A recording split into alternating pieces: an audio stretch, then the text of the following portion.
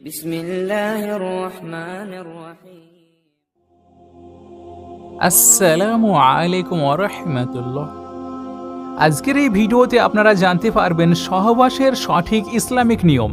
বেশিরভাগ সময়ে আমরা স্বল্প জ্ঞানের কারণে বা সঠিক জ্ঞানের অভাবে সহবাসের সময় এমন কিছু ভুল করে বসি যার দরুন আমাদের উপর এবং আমাদের পরবর্তী প্রজন্মের উপর বিভিন্ন প্রভাব পড়ে থাকে। তো সহবাস নিয়ে এমন কিছু প্রশ্ন রয়েছে যা সবার জানা দরকার, যেমন স্ত্রী তার স্বামীর লজ্জাস্থান দেখতে পারবে কি না, বা স্পর্শ কিংবা মুখে নিতে পারবে কি না, এইসব ইসলামের দৃষ্টিতে কতটুকু সঠিক বা বৈধ, অথবা স্বামীর নিজের স্ত্রীর স্তনে মুখ দেওয়া বা চুম্বন করা কি জায়েজ আছে নাকি না জায়েজ। বেশিরভাগ সময়ে সহবাস সম্পর্কে এইরকম বিভিন্ন প্রশ্ন আমাদের মনে ঘুরপাক খেয়ে থাকে। তো চলুন আমরা ইসলামের নিয়ম অনুযায়ী সহবাসের সঠিক নিয়ম শিখে নিই, যাতে করে পরবর্তী সময়ে যেন ভুলেও আমাদের দ্বারা কোনো হারাম কাজ না হয়ে যায়। আর এইসব বিষয় সম্পর্কে জানা এবং বোঝা প্রত্যেক মুসলমানের জন্য অত্যন্ত জরুরি, কেননা আজকাল বেশিরভাগ মানুষ কম জ্ঞানের কারণে স্ত্রীর সঙ্গে মিলনের সময় এমন কিছু ভুল করে বসে যা তার পুরো জীবনকে এলোমেলো করে দেয়। শুধু এই একটা ভুলই ওই ব্যক্তির জীবনের সকল আনন্দকে নষ্ট করে দেয়। এর জন্য তার কাজকর্মের উপর থেকে বরকত উঠে যায়, তার কাজকর্ম এবং পরিবারের উপর একটার পর একটা ঝড় থেকেই যায়। তো এই ভিডিওটি তৈরি করার উদ্দেশ্য এটাই যে যাতে করে আপনারা এইসব ভুল শুধরে নিতে পারেন, কারণ সহবাসের সময় হয়তো আপনারা এই ভুলগুলো করে থাকেন। তো সেই জন্য আজকের এই ভিডিওতে আমরা সেই সব বিষয়গুলোকে তুলে ধরব। যদি আপনারা সেগুলোর মধ্য থেকে একটা ভুলও করে থাকেন তাহলে সর্বপ্রথমে আপনারা তওবা করে নেবেন। আর যারা এই ভুলগুলো প্রায়ই করে থাকেন তাদের ঘর এবং কর্মক্ষেত্রে কখনোই বরকত থাকবে না, তাদের উপর একটার পর একটা বিপদ আসতেই থাকবে। বরং যে লোক এমন কাজ করে তাদের ঘরে কখনোই সুখ আসে না। এই জন্য এই ভিডিওটি শেষ পর্যন্ত অবশ্যই দেখবেন। ভিডিও শুরু করার প্রথমে আপনার কাছে একটি ছোট রিকোয়েস্ট থাকবে যে ভিডিওটিতে অবশ্যই লাইক করবেন, আর যদি আপনি আমাদের চ্যানেলে প্রথম এসে থাকেন তাহলে চ্যানেলটি অবশ্যই সাবস্ক্রাইব করে নেবেন। তাহলে চলুন শুরু করা যাক।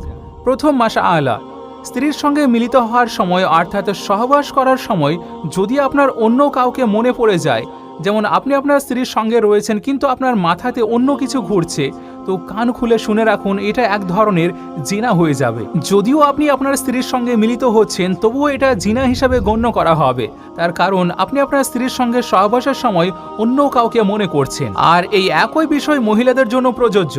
যদি সে তার স্বামীর সঙ্গে মিলিত হয় কিন্তু তার মনে অন্য কিছু চলছে, অর্থাৎ অন্য কাউকে কল্পনা করছে, তবে নারীদের ক্ষেত্রেও এটা জিনা হিসাবে লেখা হবে। আর এই মাশআআলাটি সর্বপ্রথম এই জন্য বলা হলো কারণ আজকালকার যুবকদের এটা অনেক বড় একটা ভুল। তো আপনারা এই ভুল করা থেকে বেরিয়ে আসবেন। দ্বিতীয় মাশআআলাটি হলো পুরুষের তার স্ত্রীর বুকে মুখ লাগানো জায়েজ রয়েছে, কিন্তু এমনভাবে নয় যে দুধ বের হয়ে গলা অবধি পৌঁছে যায়, এমনটা করা হারাম। আর যদি ভুলবশত এমনটা হয়েও যায়, দুধ বের হয়ে যায়, তাহলে আপনারা তওবা করে নেবেন, এতে ওই দম্পতির বিবাহের সম্পর্কে কোনো প্রভাব পড়বে না। এবার তৃতীয় মাশআআলাটি শুনুন। নারী এবং পুরুষের অর্থাৎ স্বামী স্ত্রীর একে অপরের দেহে নেত্রপাত করা মানে দর্শন করা, একে অপরের স্পর্শ করা তো জায়েজ, কিন্তু ইসলামে হুকুম দেওয়া হয়েছে লজ্জাস্থানের প্রতি দৃষ্টিপাত না করতে। এক্ষেত্রে পুরুষ হোক কিংবা নারী লজ্জাস্থানের দিকে দৃষ্টি না দেওয়াই উত্তম হবে, এতে বিয়েও দুর্বল হয়ে যায়। এছাড়াও কিছু কিতাবে লেখা আছে এটা করলে চোখের দৃষ্টির শক্তি কমে যায়। চতুর্থ মাশআআলাটি হলো পুরুষ নিচে থাকবে এবং নারী উপরে থাকবে, এটি কিন্তু সহবাসের সঠিক ধর্ম নয়। এতে নারীর বাঞ্জা হয়ে যাওয়ার সম্ভাবনা থাকে। মানে যদি কোনো মানুষ এইভাবে সহবাস করে অর্থাৎ পুরুষ নিচে এবং নারী তার উপরে, তাহলে তার স্ত্রী বাঞ্জা হয়ে যাওয়া অর্থাৎ তার স্ত্রী বাচ্চা জন্ম দেওয়ার ক্ষমতা হারিয়ে ফেলতে পারে। আর এই ধরনের পজিশনে পুরুষের লিঙ্গে চোট পাওয়ার সম্ভাবনা থাকে, তো এটির দিকে অবশ্যই খেয়াল রাখতে হবে। পঞ্চম মাশআআলাটি হলো সহবাস সম্পূর্ণ করার পর যখনই আপনারা পৃথক হয়ে যাবেন অর্থাৎ আপনাদের মিলন সম্পূর্ণ হবে, তখন নারী এবং পুরুষ উভয়েই আলাদা আলাদা কাপড় ব্যবহার করবেন নিজেদের লজ্জাস্থানকে পরিষ্কার করার জন্য। কারণ দুজনে যদি একই কাপড় ব্যবহার করেন তাহলে সেটি অত্যন্ত ঘৃণ্য একটি কাজ, আর এখান থেকে দুজনের মধ্যে একে অপরের প্রতি ঘৃণা জন্মে যায়। সহবাসের সঠিক নিয়মের ক্ষেত্রে আলা হযরত রাহমাতুল্লাহ আলাইহি ইরশাদ করেছেন, নারীদের মধ্যে পুরুষের তুলনায় 100 গুণ বেশি যৌন আকাঙ্ক্ষা থাকে, কিন্তু তাদের উপর লজ্জা চাপিয়ে দেওয়া হয়েছে। তো সেই জন্য কোনো পুরুষের বীর্যপাতের সঙ্গে সঙ্গে সে যেন তার স্ত্রী থেকে আলাদা না হয়ে যায়। সবসময় চেষ্টা করবেন যতক্ষণ না সে পরিপূর্ণ তৃপ্তি লাভ করবে ততক্ষণ তাকে না ছেড়ে দেওয়ার। কিছু সময় অপেক্ষা করবেন, তারপর যেন আলাদা হয়ে যাবেন। এমনইভাবে মিলনের পূর্বে বিসমিল্লাহ শরীফ পড়া সুন্নত। কিন্তু মনে রাখতে হবে বিসমিল্লাহ শরীফ পরিধানকৃত পোশাক খুলে ফেলার পূর্বে পড়তে হবে। আরও উত্তম হয় যখন সহবাসের উদ্দেশ্যে একটা ঘরে প্রবেশ করবেন তখন ডান পা আগে প্রবেশ করবেন, তারপর বিসমিল্লাহ পড়ে নেবেন। আর আপনারা যদি সবসময় এমনটা করেন তাহলে শয়তান কোনোভাবে ঘরে প্রবেশ করতে পারবে না। আর যদি আপনারা এমনটি না করে থাকেন, মানে সহবাসের পূর্বে সহবাসের দোয়া কিংবা বিসমিল্লাহ না পড়েন, তাহলে শয়তান আপনার সঙ্গে এবং আপনার স্ত্রীর সঙ্গে মিলিত হয়ে থাকে, আপনার সঙ্গে সহবাসের শরিক হয়। এখন এটা খুবই চিন্তার বিষয়। আপনি নিশ্চয়ই চাইবেন না আপনার স্ত্রীকে কেউ দেখুক, এমনকি আপনার স্ত্রীর নখ পর্যন্ত অন্য কেউ দর্শন করুক। যদি আপনি বিসমিল্লাহ না পড়েন তো হাদিসে এসেছে এই সময় শয়তান আপনার স্ত্রীর সঙ্গে সহবাসে লিপ্ত হয়। এখন সিদ্ধান্ত আপনার, বিসমিল্লাহ শরীফ পড়ে সহবাস করবেন নাকি না পড়ে সহবাস করবেন। 6 নম্বর মাশাআল্লাহ, আজকালকার নতুন জেনারেশন আপনারা খুব ভালো করে শুনে নিন। এখনকার সময়ে একটা বিষয় অনেক বেশি দেখা যাচ্ছে যে লোকজন সহবাসের সময় নিজেদের মধ্যে অনেক বেশি কথা বলে। যতক্ষণ তারা কথা না বলে ততক্ষণ তারা মিলনে মজা পায় না। কিন্তু আপনারা যখন এর রেজাল্ট জানবেন তাহলে আপনারা আজকের পর থেকে সহবাসের সময় কোনো ধরনের কথাবার্তা বলতে পছন্দ করবেন না। আপনাদেরকে জানিয়ে রাখি, শরীয়ত সম্মত প্রথম বিষয় হলো সহবাস করার সময় কথাবার্তা বলা মাকরু। আর এর সাথে সাথে সহবাসের ফলে গর্ভধারণ করলে সেই বাচ্চা তোতলা হওয়ার সম্ভাবনা রয়েছে। আর একই কারণে সহবাসের সময় স্ত্রীর লজ্জাস্থানে দৃষ্টি দেওয়া থেকেও বিরত থাকতে হবে, কারণ এতে বাচ্চা অন্ধ হয়ে যাওয়ার সম্ভাবনা রয়েছে। এছাড়াও সব পোশাক খুলে একেবারে উলঙ্গ হয়ে সহবাস করা উচিত নয়, এতে বাচ্চা বেহায়া হয়ে জন্ম হওয়ার সম্ভাবনা রয়েছে। এর পরের মাশাআল্লাহটি শুনুন, যে ভুল আজকের যুগের অধিকাংশ যুবক যুবতী করে থাকে।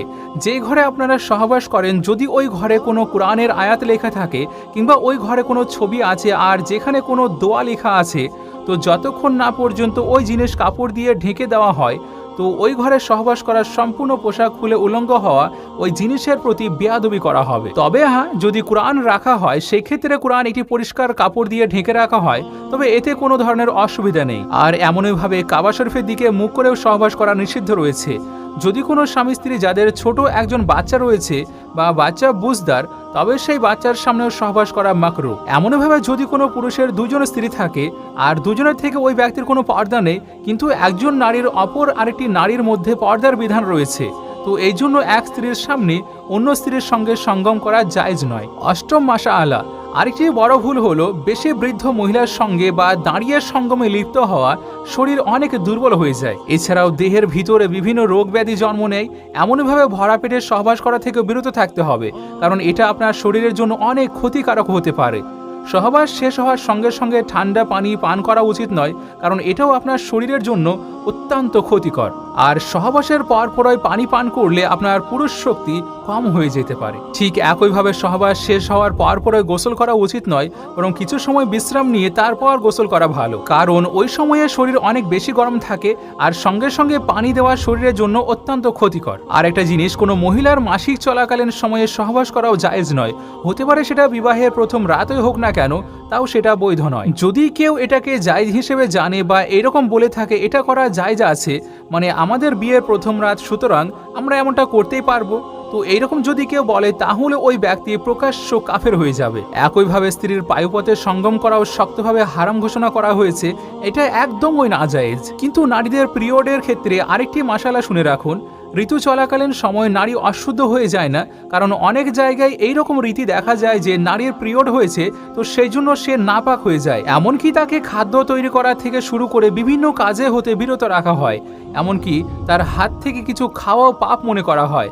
তাহলে এটা এক ধরনের অন্যায় হবে। আপনাদেরকে জানিয়ে রাখি, পিরিয়ডের সময়ে স্ত্রীর সঙ্গে শুয়ে থাকলেও কোনো নিষেধ নেই, যদি সহবাসের ভয় না থাকে তখন। শুধুমাত্র পিরিয়ডের সময়ে সহবাস করা হারাম করা হয়েছে এবং না জায়েজ, এছাড়াও আর কোনো সমস্যা নেই। মুসলিম শরীফে একটি হাদিসে এসেছে, কিয়ামতের দিন সবচেয়ে নিকৃষ্ট পুরুষ এবং নারী তারাই হবে যারা নিজেদের পার্টনারের গোপন রহস্যের কথা বন্ধুদের মধ্যে শেয়ার করে। যেমন কারোর বিবাহ হয়েছে তো সকালে বন্ধুরা এসে জিজ্ঞেস করে, বল রাতে কি কি হয়েছে, তো তখন হয়তো সেই বর অথবা কনে সম্পূর্ণভাবে সেটিকে খুলে খুলে বর্ণনা করে, কেননা এখানে তারা মনে করে যে এরা তো আমার কাছের বন্ধু, এদেরকে জানালে কোন এমন সমস্যা হবে। কিন্তু এখানে আমরা ভুলে যাই যার কথা বন্ধুদেরকে বলছি সে হয়তো বন্ধুদের থেকেও আমার কাছে আপনজন, তো সেই জন্য এমন নিকৃষ্ট জিনিস থেকে দূরে থাকবেন, কেননা ইসলামে এটা সম্পূর্ণরূপে হারাম এবং না জায়েজ। আর এই বিষয়ে আল্লাহ তাআলা একদমই পছন্দ করেন না। আরেকটা জিনিস, বর্তমানে অনেকেই আছেন যারা তাদের স্ত্রী থেকে দীর্ঘদিন দূরে থাকেন, যেখানে ইসলামের নিয়ম অনুযায়ী স্ত্রীর থেকে দূরে থাকার সময় মাত্র 4 মাস নির্ধারণ করা হয়েছে। এর বেশি সময় স্ত্রী থেকে দূরে থাকা নিষেধ করা হয়েছে। হযরত ইমাম গাজ্জালী রাহমাতুল্লাহ আলাইহি বর্ণনা করছেন, সহবাস করা জান্নাতে প্রাপ্ত সুখগুলোর মধ্যে একটি। হযরত জুনায়েদ বাগদাদী রাহমাতুল্লাহ আলাইহি বলেছেন, মানুষের জন্য সহবাস এমন এক প্রয়োজন যেমন দিনের জন্য সূর্যের, কেননা রাত্রি হৃদয়ের সুখের একটি সুখ। হাদিসে মুবারাকাতে এসেছে, জিনা করা যেমন হারাম এবং গুনাহ, ঠিক তেমনই স্ত্রীর সঙ্গে মিলিত হওয়া পুণ্যের কাজ। উম্মুল মুমিনিন হযরত আয়েশা সিদ্দিকা রাদিয়াল্লাহু তাআলা আনহু থেকে বর্ণিত, নবী করিম সাল্লাল্লাহু আলাইহি ওয়াসাল্লাম ইরশাদ করেছেন, যখন একজন পুরুষ তার স্ত্রীর হাত ধরে তখন তার আমলনামায় একটি নেকি লেখা হয়, যখন সে স্ত্রীর গাল স্পর্শ করে তখন 10 নেকি লেখা হয়, আর যখন সে সহবাস করে তখন সেটি দুনিয়ার সবচেয়ে উত্তম হয়ে যায়। এবং সহবাসের পর যখন সে গোসল করে তখন তার শরীরে যত লোমে পানি পৌঁছাবে প্রত্যেক লোমে এক একটি করে নেকি দেওয়া হবে, এক একটি গুনাহ মাফ করে দেওয়া হবে এবং তার মর্যাদাকে উঁচু করে দেওয়া হবে। হযরত আব্দুল্লাহ ইবনে মাসউদ রাদিয়াল্লাহু তাআলা আনহুর নিকট এক ব্যক্তি জিজ্ঞেস করলেন, আমার যে মেয়ের সঙ্গে বিবাহ হতে যাচ্ছে আমার মনে হয় সে আমাকে পছন্দ করবে না। তখন আপনি বললেন, মোহাব্বত আল্লাহর তরফ থেকে আসে আর ঘৃণা শয়তানের থেকে।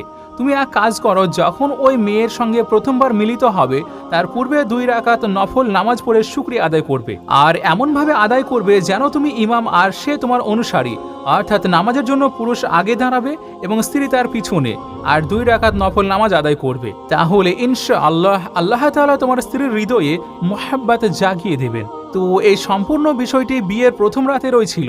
যাদের বিবাহ হয়েছে তারা নিশ্চয়ই প্রথম রাতে নফল নামাজ আদায় করেছেন, আর যারা বিবাহ করেননি তারা অবশ্যই আদায় করবেন। এতে আপনার সম্পর্ক যেমন পবিত্র হবে তেমন মহাব্বতও বৃদ্ধি পাবে। কিন্তু বর্তমান সময়ের দিকে তাকালে দেখা যায় মানুষের মধ্যে এত স্বল্প ইলম যে তারা সবকিছু ভুলে যায়। বিয়ের পরে এক নতুন জীবনের সূচনা ঘটে। তো যারা যুবক এবং যুবতী তারা যেন ইসলামিক উপায়ে তাদের নতুন জীবনকে শুরু করে, যেন ভবিষ্যৎ সময়ে তাদের জীবনে আল্লাহর তরফ থেকে রহমত নেমে আসে, বিবাহিত জীবন সুখের ও সুন্দর হয়। সেই জন্য নিয়ত করে রাখুন, বিয়ের প্রথম রাত্রিকে ইসলামিক শরীয়ত মোতাবেক পালন করবেন ইনশাআল্লাহ। আল্লাহর কাছে দোয়া করি যে আল্লাহ যেন সবাইকে সঠিক রাস্তাতে চলার তৌফিক দান করেন, আমিন। ভিডিওটি যদি আপনার সামান্যতম ভালো লেগে থাকে তাহলে এটি সওয়াবের নিয়তে অবশ্যই শেয়ার করবেন, যাতে করে এখান থেকে অন্য যুবক যুবতীরাও শিখতে পারে। আর সেই সঙ্গে যদি আপনার কোনো প্রশ্ন থাকে তাহলে অবশ্যই করবেন, আমরা ইনশাআল্লাহ উত্তর দেওয়ার চেষ্টা করব।